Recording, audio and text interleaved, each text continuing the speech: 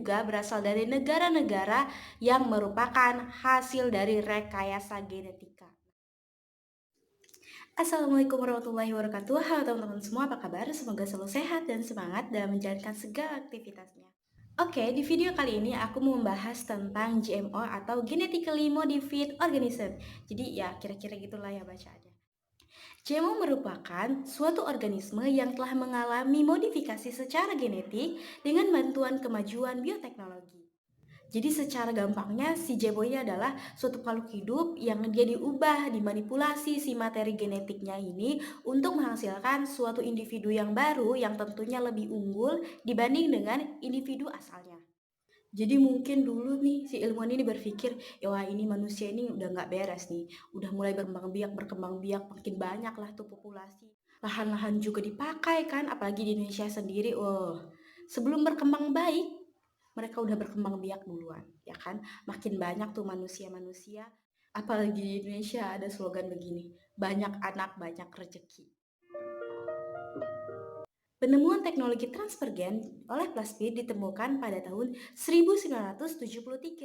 Hal ini memberikan perubahan revolusioner di bidang bioteknologi dalam mengaransemen dan memodifikasi struktur genetis spesies biologi. Pada tahun 1990-an, banyak percobaan dan penerapan terkait teknologi ini di bidang pertanian. Ekspresi protein, penanda genetis dilakukan pada masa-masa ini. Hingga pada tahun 2000-an di Amerika Serikat, sekitar 20% jagung, 50% kedelai, dan 75% kapas termodifikasi memiliki resistensi terhadap serangga dan herbisida.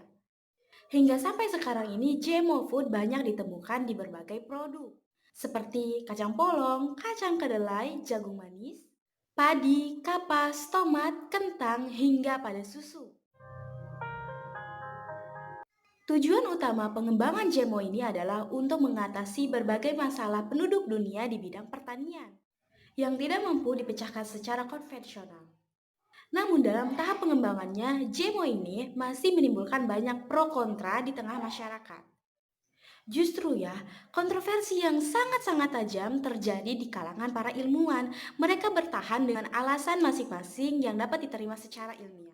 Mereka yang pro dengan GMO ini beralasan bahwa ada potensi tak terbatas dalam rekayasa genetika yang bermanfaat untuk mengurangi penggunaan pestisida, mengatasi kekurangan pangan, dan menghasilkan makanan yang lebih bergizi serta obat-obatan. Nah, kan tadi ada yang pro dan ada yang kontra. Nah, yang si kontra ini, tidak bisa. Apakah kamu dapat menjamin bahwa ini 100% aman untuk dikonsumsi? Mereka beranggapan bahwa si GMO ini bisa menimbulkan dampak negatif bagi kesehatan dan lingkungan. Dampak negatif lainnya yaitu dirasakan oleh para petani yang non-GMO yang tidak mampu meningkatkan produktivitas yang lebih menguntungkan.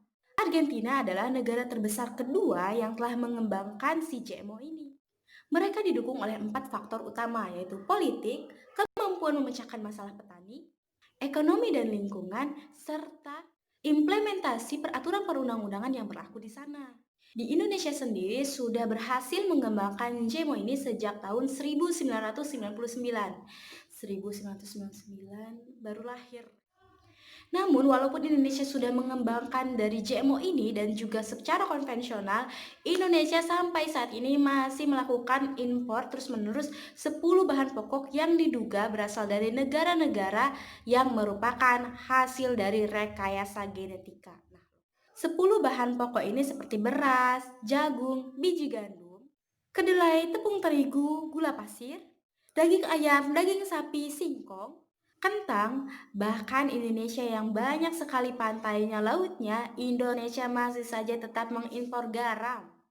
Namun sayangnya semua produk GMO ini tidak diberikan informasi yang jelas, sehingga ini yang memunculkan kontroversi di tengah masyarakat. Apakah si produknya ini aman ataukah tidak? Kekhawatiran ini tentu sangat beralasan mengingatkan Indonesia banyak mengimpor dari negara-negara yang terindikasi melakukan rekayasa genetika ini. Menurut Epstein, sebagian besar efek dari rekayasa genetika yang mampu mengubah fisik makhluk hidup belum diketahui. Salah satu masalahnya adalah apakah si gen yang disisipkan ini akan diwariskan atau tidak dari generasi ke generasi berikutnya. Meskipun dengan penggunaan teknologi transgenik diakui, memiliki kemampuan untuk mengekspresikan gen asing, dan membuka opsi memproduksi sejumlah besar produksi industri seperti industri farmasi komersial. Namun, tetap saja masih menyisakan kekhawatiran apakah si GMO ini sudah bisa digunakan aman ataupun tidak. Derajat kesehatan masyarakat dari waktu ke waktu terus meningkat. Dengan diproduksinya hormon manusia seperti insulin dan hormon pertumbuhan. Tersedianya bahan pangan yang lebih melimpah, tersedianya energi terbaharui, produksi yang lebih murah, dan berkurangnya polusi. Baru-baru ini Skagen, nah itulah pokoknya, melaporkan bahwa obat manusia pertama yang dimodifikasi secara genetik telah diizinkan untuk dipasarkan di pasar Eropa dengan mencantumkan deskripsi penggunaannya. Young dan Lewis pada tahun 1995 mengatakan bahwa sedikit sekali informasi yang terkait dengan efek dari perubahan komposisi gizi pangan GMO baik dari hewan maupun dari tumbuhan. Berdasarkan informasi ini, diduga belum ada satu penelitian pun yang menjamin 100% bahwa GMO aman untuk dikonsumsi. Pangan hasil rekayasa genetika ini diduga menjadi penyebab berbagai penyakit dengan asumsi bahwa si gen ini yang disisipkan gen asing ini diduga dapat mengubah nilai gizi makanan dengan cara yang tak terduga. Kekhawatiran lainnya adalah resistensi antibiotik ke dalam tanaman yang banyak dikonsumsi dimungkinkan memiliki dampak negatif yang tidak diinginkan. Selain itu, banyak juga si GMO ini yang menggunakan mikroorganisme sebagai donor potensial, menimbulkan alergi yang belum diketahui atau belum teruji.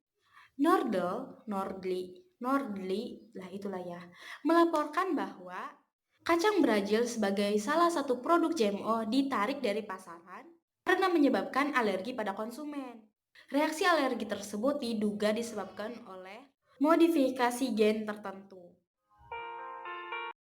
Oke teman-teman, itu dia pembahasan mengenai GMO. Kalau menurut aku sih ini lumayan aman untuk dikonsumsi karena walaupun belum ada satu penelitian pun yang mengatakan bahwa GMO ini aman nih 100% untuk dikonsumsi. Tapi tidak ada juga penelitian bahwa si GMO ini nggak boleh dikonsumsi. Karena misalkan ada kasus tumor atau apalah, di Indonesia sendiri belum ada penelitian yang menyebutkan bahwa ada dampak negatif yang disebabkan oleh GMO ini. Nah, seperti yang kita ketahui juga bahwa di Indonesia ini banyak mengimpor komoditas pangan seperti kacang kedelai, kacang polong, bahkan juga sampai dengan garam kan di Indonesia. Tapi alhamdulillahnya sampai saat ini belum ada satu laporan pun yang mengatakan bahwa ada efek samping dari GMO ini. Tapi tetap teman-teman semua harus tetap berhati-hati, tetap waspada semuanya. Tapi bagaimana menurut teman-teman? Ya daripada teman-teman mendebatkan bubur diaduk atau tidak, atau ada sekte baru bahwa bubur disedot gitu kan. Saya nggak habis pikir aja sih bubur disedot gitu tuh kayak nggak ada kerjaan riweuh gitu tuh. Nah, daripada teman-teman memperdebatkan hal seperti itu yang kurang kerjaan, lebih baik coba teman-teman bahas tentang Jawa ini, komen di bawah apakah teman-teman termasuk golongan yang pro atau kontra. Sekian video dari aku, kurang lebihnya mohon maaf. Wassalamualaikum warahmatullahi wabarakatuh.